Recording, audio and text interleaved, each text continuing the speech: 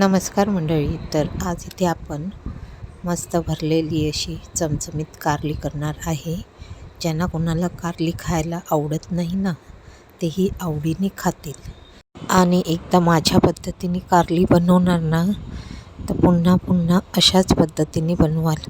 तर भरली कारली बनवण्यासाठी मी इथे 300 ग्रॅम कारली घेतली आहेत. ही कारली छोट्या साईजचीच आणि कोवळी आहेत. तर अशीच कारली शक्यतो भरण्यासाठी घ्यायची. ती जास्त कडवट नसतात. कारल्याचा देठाकडील भाग थोडासा कट करून घेतला आणि मधोमध अशा पद्धतीने चीर मारून घेतली. कारली कोवळी असल्यामुळे त्यामध्ये बी ही कमी असते आणि त्याच्यावरील जी थोडीशी वरची टोकं आहेत ती सुरीने काढून घेतली. आणि ही कारली मी आधीच पाण्याने स्वच्छ धुवून घेतलेली आहेत. जी थोडी कारली आहेत त्यांना मी आधीच मधोमध चीर मारून वरचा जो थोडासा टोकाचा भाग आहे तो काढून घेतलेला होता. आता ही कारली आपण एका चाळणीमध्ये ठेवूया. एका बाजूला पाणीही मी टोपामध्ये गरम करत ठेवले होते. झाकण लावून आता कारली आपल्याला फक्त 6 ते 7 मिनटंच वाफेवर शिजवून घ्यायची आहेत. त्यापेक्षा जास्त शिजवायची नाहीत. कारली जास्त शिजली तर मसाला भरताना ती तुटू शकतात. गॅसची फ्लेम मी मध्यम आचेवरच ठेवलेली आहे. कारली शिजत आहे तोपर्यंत आपण इथे मसाला बनवून घेऊया. त्यासाठी मी अर्धी वाटी शेंगदाणे कढईमध्ये टाकून घेतले. मध्यम आचेवरती शेंगदाणे चांगले भाजून घेऊया. शेंगदाणे भाजून झाल्यावर अर्धी वाटी डेसिकेटेड खोबऱ्याचा किस टाकलेला आहे. त्याऐवजी तुम्ही सुक्या नारळाचा किस टाकू शकता. कढई चांगली गरम असल्यामुळे मी इथे गॅसची फ्लेम बंद केली आहे. इथे मी 1 चमचा काळे तीळ आणि 1 चमचा पांढरे तीळ टाकले आहेत.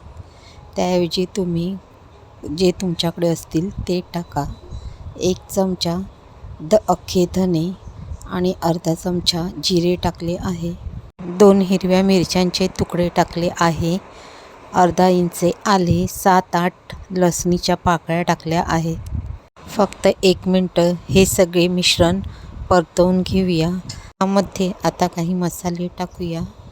तर 1 चमचा घरगुती लाल तिखट, 1 चमचा काश्मीरी लाल मिरची पावडर, अर्धा चमचा हळद आणि 1 चमचा गरम मसाला टाकला आहे. आणि तोही आता आपल्याला यामध्ये परतवून घेऊया. गॅसची फ्लेम इथे बंदच आहे. मसाला थंड झाल्यावर मिक्सरच्या भांड्यामध्ये काढून घेतला. त्यामध्ये 4 ते 5 कढीपत्त्याची पाने, चवीप्रमाणे मीठ टाकले आणि 1 चमचा गुळाची पावडर टाकली. त्यामुळे खूप छान चव येते मसाल्याला. आणि अर्धा चमचा आमचूर पावडर टाकली आहे. गुळाऐवजी साखरही इथे अर्धा चमचा टाकू शकतो. आणि पाणी न टाकताच मिक्सरमध्ये हा सगळा मसाला वाटून घेतला. मसाल्यामध्ये बारीक चिरलेली थोडी कोथिंबीर टाकली. हा मसाला थोडासा किंचित जाडसरच आहे. इथे कारली ही शिजल्यानंतर 5 मिनिटानंतर मी गॅस बंद केला होता आणि साधारण थंड झाल्यावर कारली इथे मी काढून घेतली. चवीसाठी कारल्याला वरून थोडेसे मीठ आणि हळद लावून घेतले. तुम्ही पाहू शकता कारली इथे व्यवस्थित शिजलेली आहेत. जास्त ओव्हरकुक झालेली नाहीत. कारल्यामध्ये जेवढा मसाला मावेल तेवढा आता इथे भरून घेऊया. मैत्रिणींनो, जर तुम्हाला माझी आजची रेसिपी आवडली असेल तर चॅनलला लाईक करा, शेअर करा आणि सबस्क्राईब करा. आणि बाजूचे बेल आयकॉनचे बटनही प्रेस करा. त्यामुळे माझ्या येणारे नवीन व्हिडिओचे नोटिफिकेशन तुम्हाला मिळेल. तर अशा पद्धतीने सगळी कारली मी इथे भरून घेतली.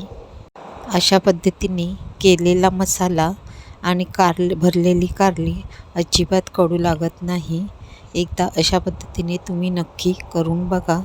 तर इथे त्याच कढईमध्ये मी 2 पळी तेल टाकले. चिमूटभर हिंग टाकून सगळी कारली यामध्ये ठेवून घेतली आणि झाकण लावून 3 ते 4 मिनटं कारली चांगली फ्राय करून घेऊया. 3 ते 4 मिनटानंतर आता दुसऱ्या बाजूनेही कारली आपल्याला फ्राय करायची आहेत, तर पुन्हा झाकण लावून दुसऱ्या बाजूनेही तशीच त्याच पद्धतीने 3 ते 4 मिनटं कारली चांगली फ्राय करून घेतली. इथे तुम्ही पाहू शकता कारली आपली मस्त खरपूस अशी फ्राय झालेली आहेत आणि अशीच कारली खायलाही खूप छान आणि चवीलाही अप्रतिम लागतात. लहान मुलंही आवडीने खातील.